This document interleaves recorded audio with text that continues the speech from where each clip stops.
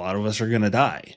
For Sam Altman and Elon Musk to become cyborgs. Let's go through just a quick history of transhumanism, because it's actually quite fascinating, and probably could be a whole live stream about that. But we're just going to kind of Cliff's Notes it. We're just going to kind of glance over it, kind of get up to today. And you'll sort of understand as we look at this that the transhumanism has all these offshoots that are into like other forms of thinking. So it's like, it's like like a political ideology, and then how there can be like subsects of each one of those ideologies that like fundamentally think the same things, but think of like how they're going to get there as different, kind of a thing. That's kind of what's happening here with transhumanism.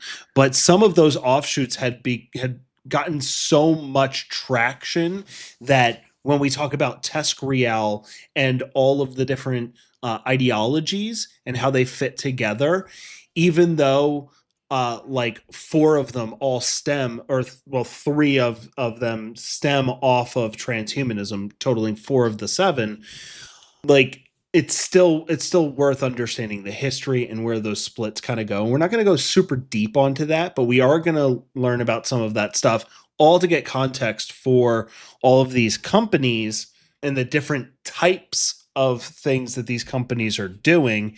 And this is not a complete list of companies, by the way. There are more and more coming online every year. But we're going to go over quite a bit of them.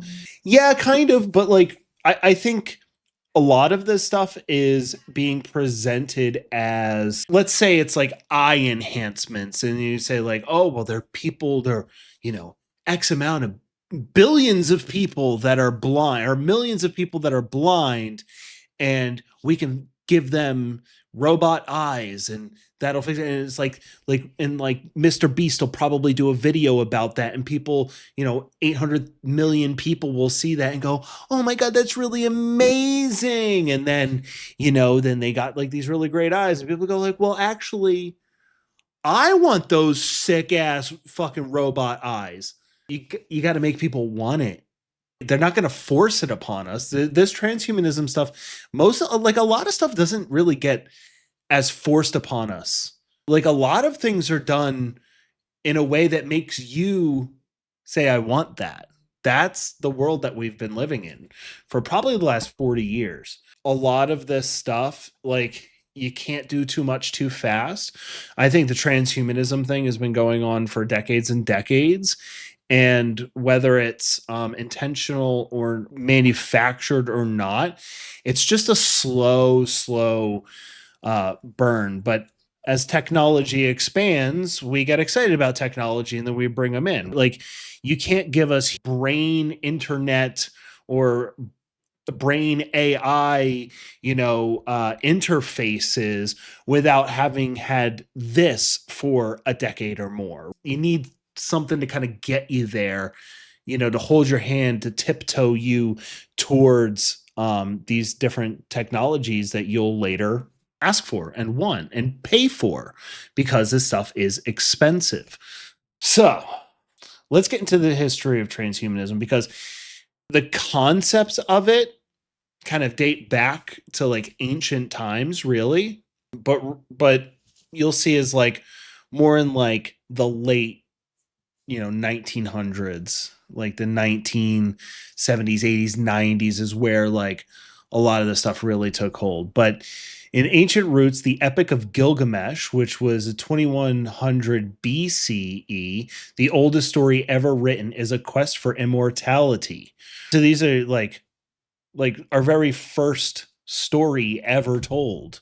Not really, but like the first story ever told in that we know of in this time of history, 4,000 years ago, is about the quest for immortality. And that is at the core the motivation of the transhumanist movements. Alchemists chased the elixir of life for centuries. The impulse is ancient. Transhumanism proper equals using science tech to transcend, and starts with enlightenment. So there's the enlightenment period of the 1600s. Sir Francis Bacon, science should prolong life, enlarge the boundaries of the human empire. And Condorcet speculated medicine could extend lifespan indefinitely. So it's going all the way back to the 1600s, and scientists trying to, again, extend life indefinitely to become, to live on. And using, I mean, medicine is science, and science is technology. It all goes hands in hands. Fountain of Youth, Philosopher's Stone, yes. Like these types of things. We do know that, the Nazis were really into the occult, but they were also really into mythology. Particularly, and it's a whole fascinating story about, there was this guy, the very quick version of it is, there was this guy who was not even German, actually, who was half Jewish, who was searching for the Holy Grail. And this is very legit, right? This is in the 30s. And this guy went on many expeditions, and he funded the whole thing, ran out of money, didn't find the Holy Grail, but kept, doing the research and trying to find it and trying to get in.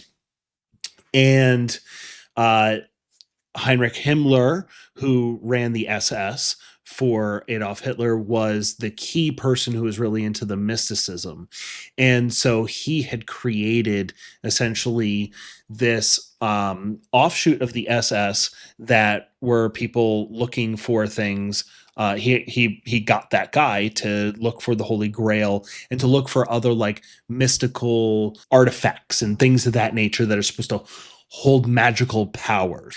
And he had actually wound up getting this guy to look for the Holy Grail. So the Germans, is very well documented, the Nazis were in search of the Holy Grail, for the same reason that Indiana Jones did, for immortality. Yeah, there's the search for immortality has existed for many thousands of years.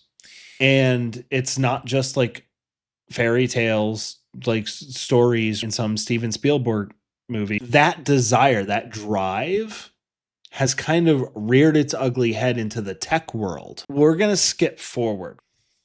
So actually, before Silicon Valley really started, there was Julian Huxley, Aldous Huxley's brother. He was a eugenicist, was actually the man who coined the term transhumanist. And he was part of like these guys in the 50s and 60s that were some of the earliest philosophers of transhumanism in its more modern context. Okay. In the 60s and 70s, Ettinger was doing cryonics, all right, and was the first.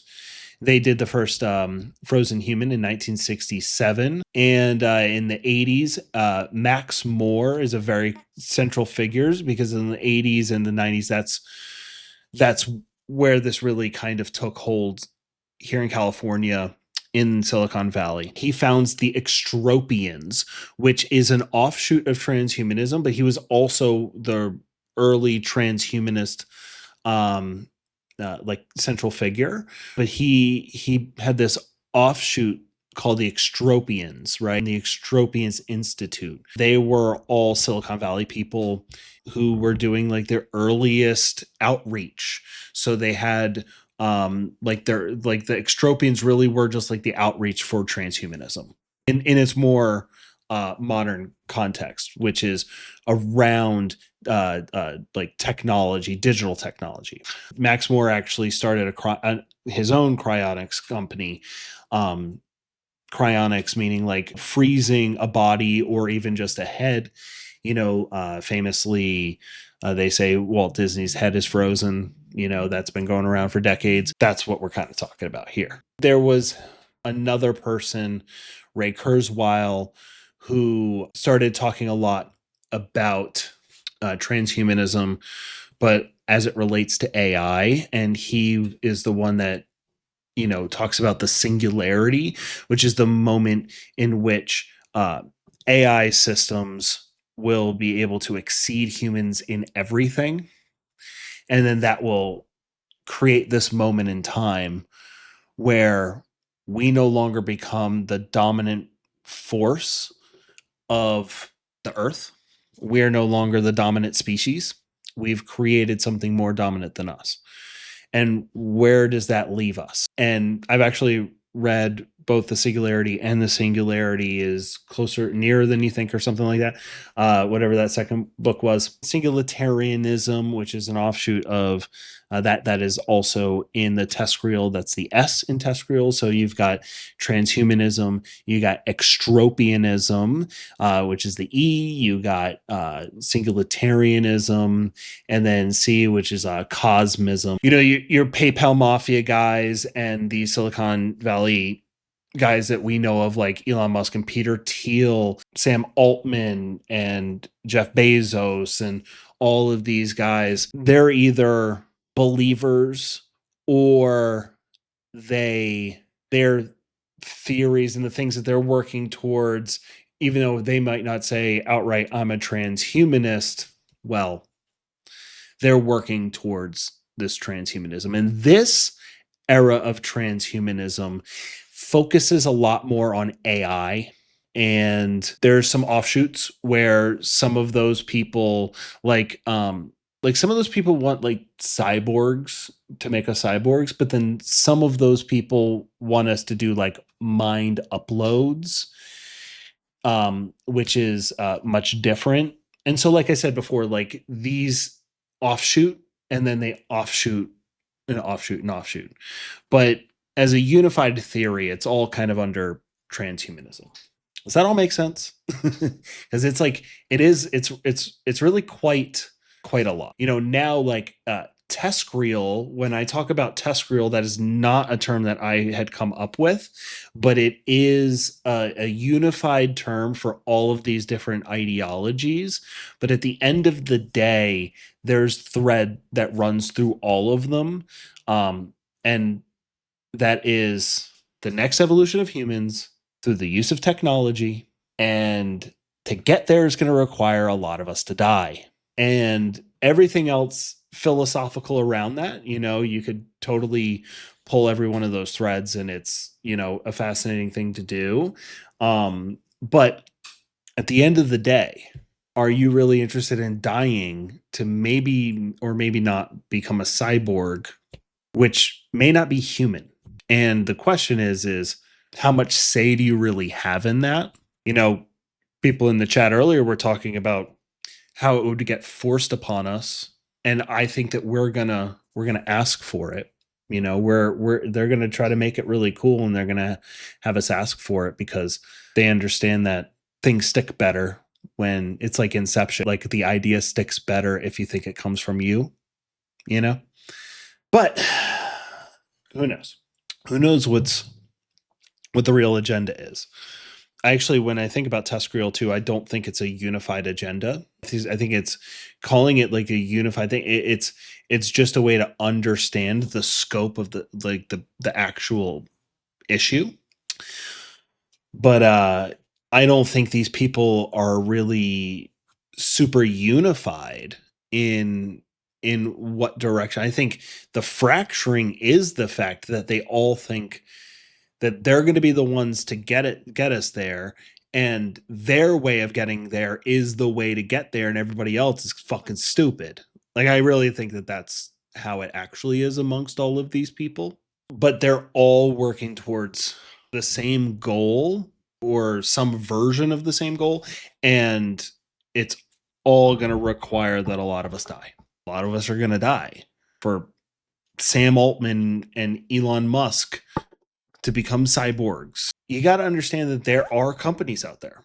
There's a lot of money moving around, a lot of science being done for things that are both really cool. I actually think are really cool, but also even the cool things and the scary things, even the cool things are kind of scary too, because you never know where those technologies can go. These are, and again, this is not even all of the companies. These are just like big ones, right? And these aren't even all of the categories. These are the big ones. there are so many other subcategories where only one or two companies are working on these things, but this is something to kind of look at, to understand, to get an understanding of this. I think we're going to see a lot of consolidation happen in here over the next decade. So there's the brain computer interfaces. So think like Neuralink, that's the one that everybody knows, but there's many others. Okay. There's longevity or age reversal, of which there are a lot here, but again, there are many more out there. Cryonics and mind uploading, which actually could be two separate categories of their own. Cryonics has actually been around, like we said, since the 60s. And if you don't know, cryonics is the idea that you can freeze, like cryo freeze, like super deep freeze either your brain or your entire human body, up until a time where science is so advanced that it could cure you of some disease, or your brain is intact, and maybe if your brain's intact, then it could be uploaded into a computer or something, right? Like, who knows what drives these people to do it, but those are some examples. Okay, and then mind uploading. That's some real Black Mirror shit, right? Uploading your mind to a computer or a robot or something, right? Stuff that like we're not there yet, but we're getting close. And AI is just gonna hasten how quickly we can get there. And then there's biohacking and movement organizations. Now, I'm all for biohacking. That's cool, using science to optimize your body, yourself. But but these kind of go into some different areas. Neuralink puts a chip in your brain so you can control computers by thought. Musk's stated end goal is merging humans with AI. He has Neuralink and he has XAI. Do I need to spell it out for you? Like, he wants to control, he wants to be the one who creates the infrastructure for it and then control all of the pieces. And most of these guys are government contract guys. So then, these could be all government contracts later on. And yeah. And that's Elon Musk and Peter Thiel. Peter Thiel, who squirmed like a little weirdo on his interview with, I think it was the New York Times. You would prefer the human race to endure, right? You're hesitating. Yeah, well, yes? I don't know. I would. The fucking weirdo. So there's Merge Labs building a brain link that doesn't need surgery. So Neuralink is like a chip implanted like somewhere near the center of your brain. And this is the Neuralink website, but how are they going to sell it? Right? They're selling it as like, look at this quadriplegic now able to play video games. Like, this is what they're selling you. Right? They're selling you like, oh, here's this system that is going to be able to help like super unfortunate people. And that's really great. And then it's hard to give criticism to that, because what do you mean you don't want these people with these different afflictions who can't live a full life, or not, I'm not going to say that they can't live a full life. Of course, anybody can live a full life, but like they're limited in different ways, and now they can interact and interface with the world in new ways where that they can, before, how could you be against that? And it's like, fair, that's a fair question. But what then happens when the richest man in the world as of today, again, now sells upgrades, brain upgrades, with the XAI package? I mean, Sam Altman has literally said that you are going to buy consciousness like you would power. like a power meter of consciousness or of intelligence. Future where intelligence is a utility like electricity or water, and people buy it from us on a meter and use it for whatever they want to use it for. The demand that we see for that seems like it's going to continue to just go like this. This is the world that they are working toward. They're going to commodify your brain.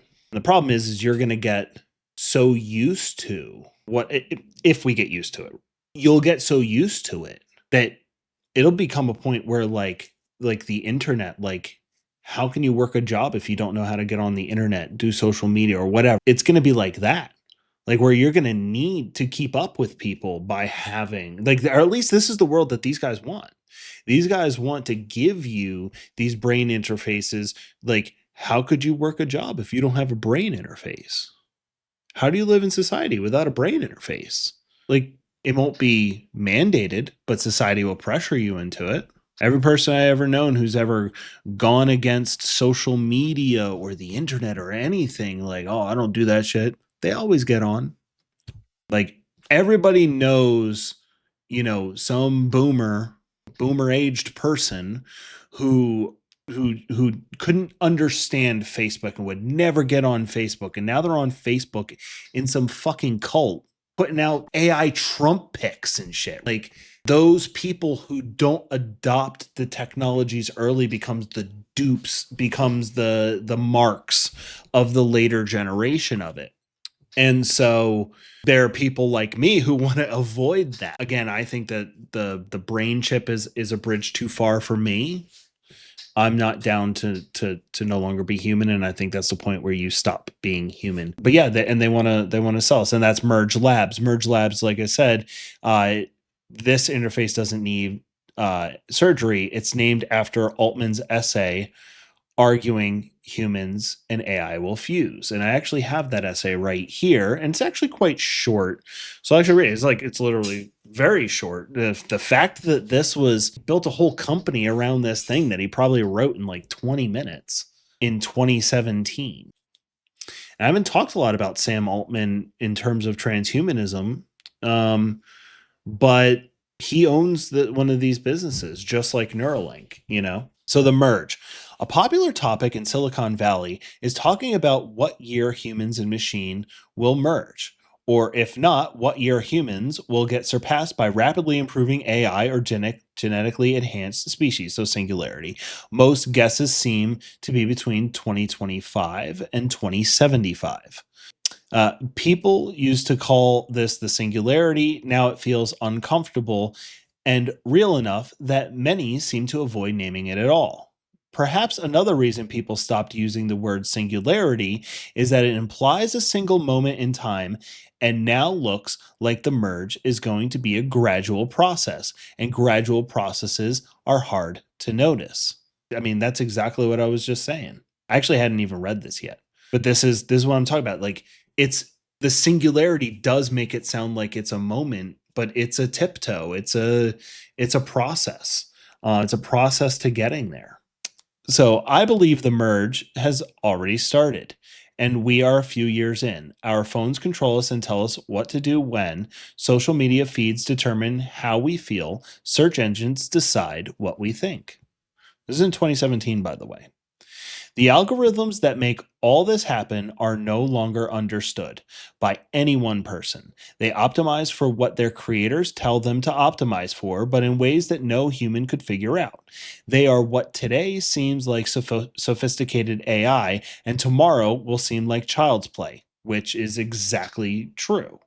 I fucking hate Sam Altman, but he is actually very right about all of this stuff. And that's the weird thing about when you're reading stuff like this is like, these guys are talking about like real things. They are talking about the truth. It's just, how do they see it? And what role do they want to play in that truth? They optimize for what their creators tell them to optimize for, but in ways that no human can figure out. They are what today, and they're extremely effective. At least speaking for myself, I have a very hard time resisting what the algorithms want me to do. Until I made a real effort to combat it, I found myself getting extremely addicted to the internet. I think everybody here has had some version of that. I mean, hell, if you're on Twitch or Kick, even if you're here just to watch me, which thank you if that's the case. Well, I mean, thank you to all of you for being here and watching me. That's fucking awesome. But yeah, you're probably eternally online, just like me. I've actually tried to give up the internet completely, and I was acting like an addict. I was like hiding checking my Instagram from people. Like I would like delete the app off my phone and then like reinstall it, like re-get into my account and like look at my Instagram for like 20 minutes like a drug hit and then like uninstall the app. And after like a month of doing that, I was like, all right, I just gotta admit. I just gotta admit. I'm addicted. But I also I work as a marketer. I have to be online. It's just like I can't escape it if I want to do the things that I do. If I want to do this. Yeah, AA Apps Anonymous. Yeah, exactly. So we are already in a phase of co-evolution. The AIs affect, and infect us, and then we improve the AI. We build more computing power and run the AI on it, and it figures out how to build even better chips. This probably cannot be stopped. This is in 2017, mind you. Well, this was 5 years, 4 years? No, 5. This was 5 years before there was any commercial LLM that he put out.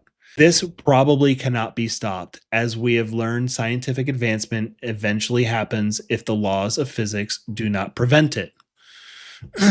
Again, very true. More important than that, unless we destroy ourselves first, superhuman AI is going to happen, genetic advancement is going to happen, and brain-machine interfaces are going to happen. It is a failure of human imagination and human arrogance to assume that we will never build things smarter than ourselves. While true, I don't want a psychopath like Sam Altman dictating where this goes and how this goes and how quickly it goes there, because he's not talking about building a utopia. He's just saying this is inevitable. He's just building the frameworks of this is just inevitable. And at the time, even still to this day, he tries to pretend still, but at the time it was all about they were the ethical ones. We know that we're going to they know that we as a species are going to build better technologies, better intelligences, better things of that nature. And those things will probably fucking kill us all. But at least you got me at the helm of it. And I'll make sure that that doesn't happen. That's the story that he has been selling us for as long as 2017, but probably much discussing. The merge can take a lot of forms. We could plug electrodes into our brains. I mean, literally, that's what he was talking. That's what the merge company that he started. That's named after this, manifesto or whatever you want to call it. This is what he wants. Okay. But I think a merge is probably our best case scenario. If two different species both want the same thing and only one can have it, in this case, to be the dominant species on the planet and beyond, they are going to have conflict. We should all want one team where we're all members care about the well-being of everyone else. They want to, and this is just my opinion, how it seems to me, is that the only way to remember I said earlier that we're the dominant species, but we're building a new species that will be able to be better than us in every way, and then we will become a subservient species. These transhumanists, they don't want to, let's see how I put it the right way. They don't want to build this thing to make us subservient. They want to build this thing so that we can merge with it. And so that it doesn't become its own species, but we become a hybrid species with it, meaning AI.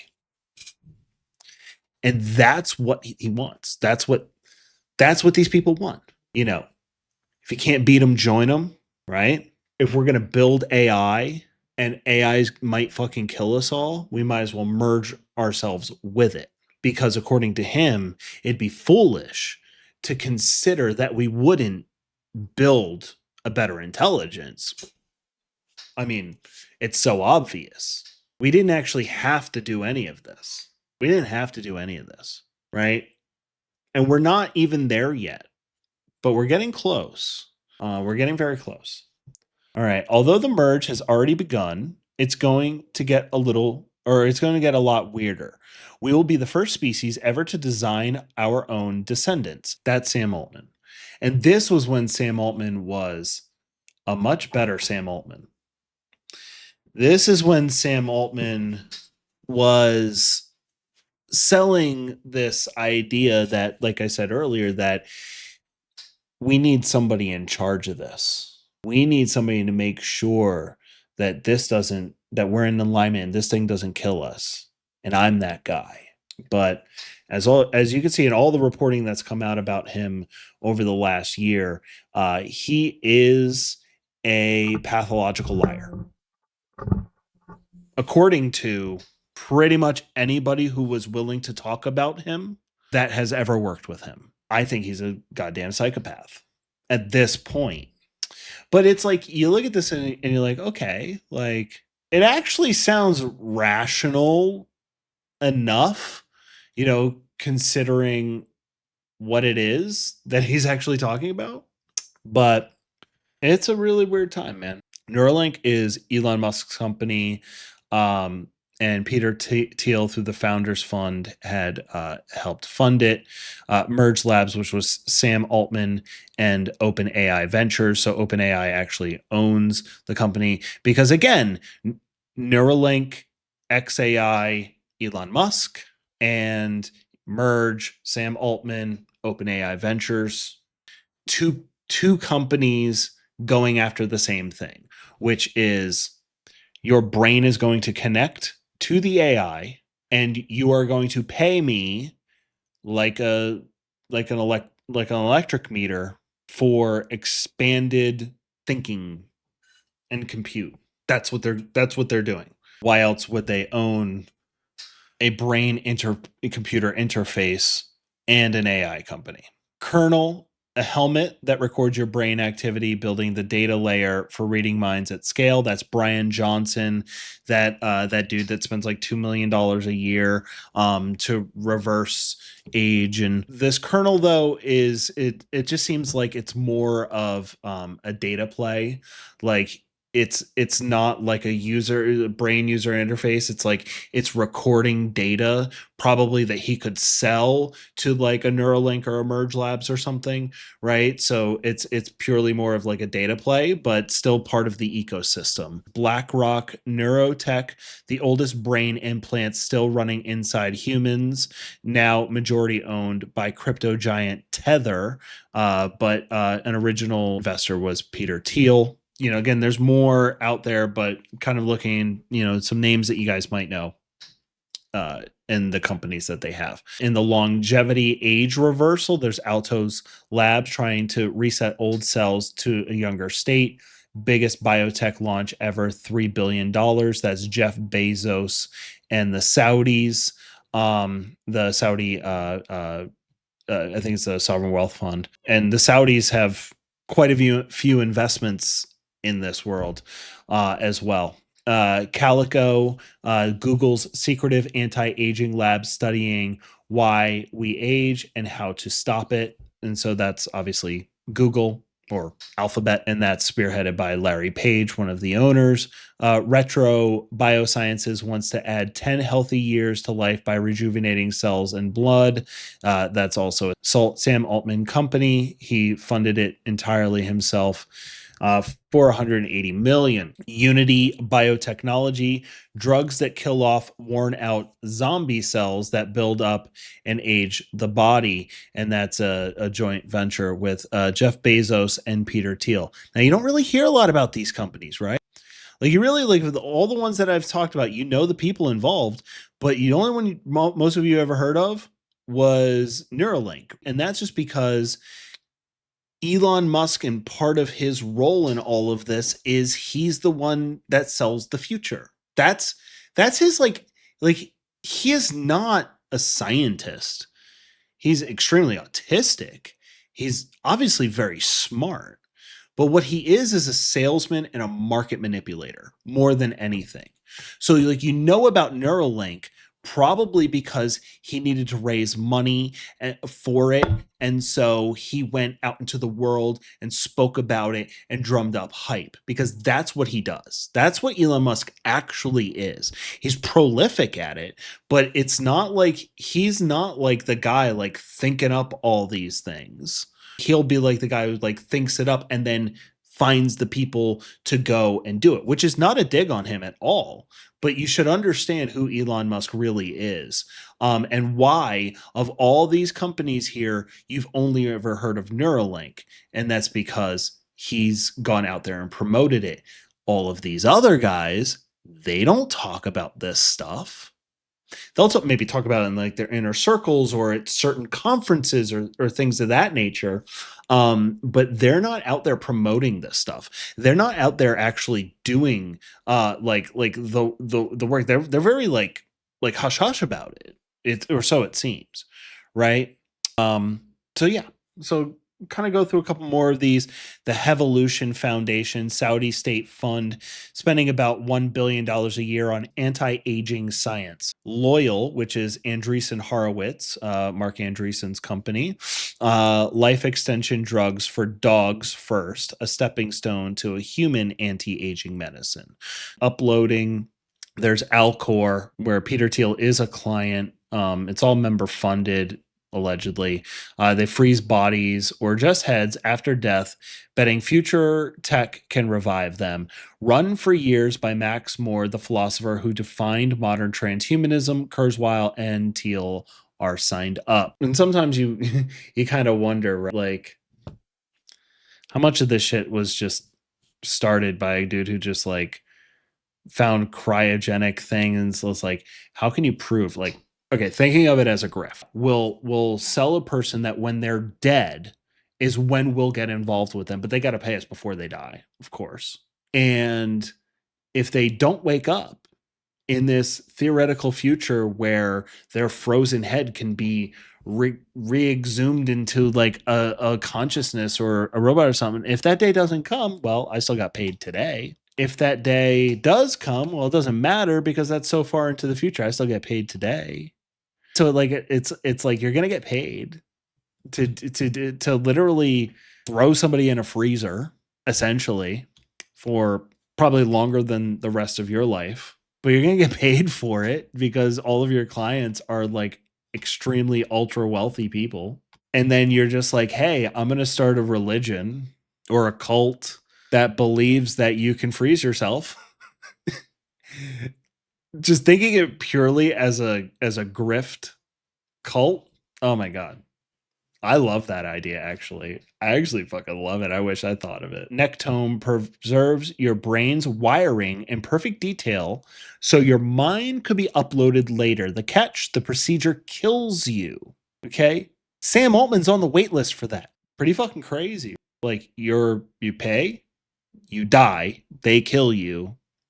They preserve the wiring of your brain so that one day when the technology exists, you can be exhumed and re-brought back to life. Okay. I mean, just, would you want that? Would you want to freeze yourself or kill yourself and save your brain tubing? Like, all of that, like, as if any of that is even, can you prove to me that we can do that? That you can freeze brain tubing? We don't even know what consciousness is. We don't even know what consciousness is. And yet these dudes all want to get in and take the gamble. That's weird to me. Blueprint, which is Brian Johnson's anti-death lifestyle empire and the Don't Die movement. So again, this is like a movement ideology type stuff that people like buy into, biohacking supplements, that sort of thing. Mini Circle, which is Peter Thiel and Sam Altman, they sell experimental gene injections for muscle and longevity from an island zone outside of US regulation, because of course they are. If it was so great and so safe and so awesome, why aren't they doing it here? The Singularity University, we talked about singularitarianism, the Singularity Ray Kurzweil. So it's Ray Kurzweil and Peter Diamandis. I can't remember. I always misspell or mispronounce his name. A school built on Kurzweil's prediction that tech will soon transform what humans are. So, these are different companies that are actively working on all of these transhumanist things.